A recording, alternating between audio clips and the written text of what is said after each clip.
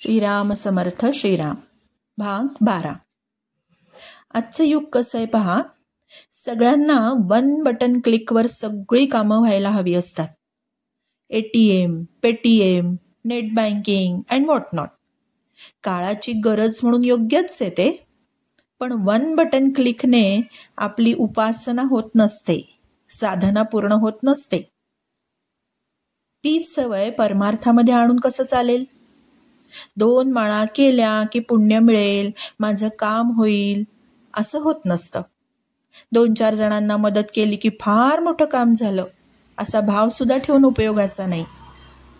5 गुरुवार, 4 सोमवार अगदी उपास करून टाकले की काहीतरी प्राप्त होणारच आहे. अशी उतावीळता, शीघ्रता कामाची नाही.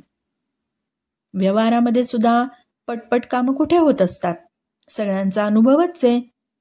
बँकेच्या कामांना उशीर लागतो की नाही. विजा मिळायला किती वाट पाहावी लागते. आधार कार्ड बनवायला काही काळ द्यावाच लागतो.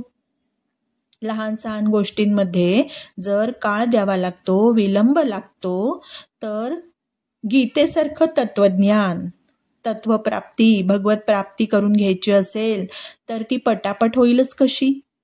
देव पटकन भेटेल का. फळभाजी विकणाऱ्यांना कष्ट करून उन्हा तानामध्ये किंवा दुकानामध्ये म्हणा ठामेठोकपणे किती वेळ बसावं लागतं.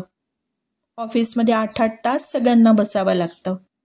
शेअर बाजारामध्ये सावधानतेने अगदी घडामोडींवर लक्ष ठेवून एकाग्र चित्ताने व्यवहार करण्यामध्ये तासनतास निघून जातात.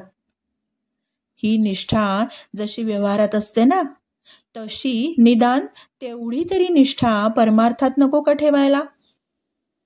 पोस्ट ग्रॅज्युएशन पर्यंत जाण्यासाठी एवढी वर्ष खर्च करावी लागली किंवा करावी लागतात.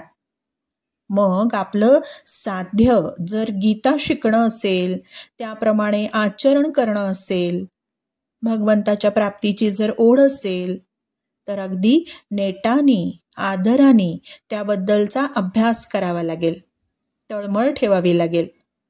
उत्कंठा वेगळी आणि उतावीळपणा वेगळा.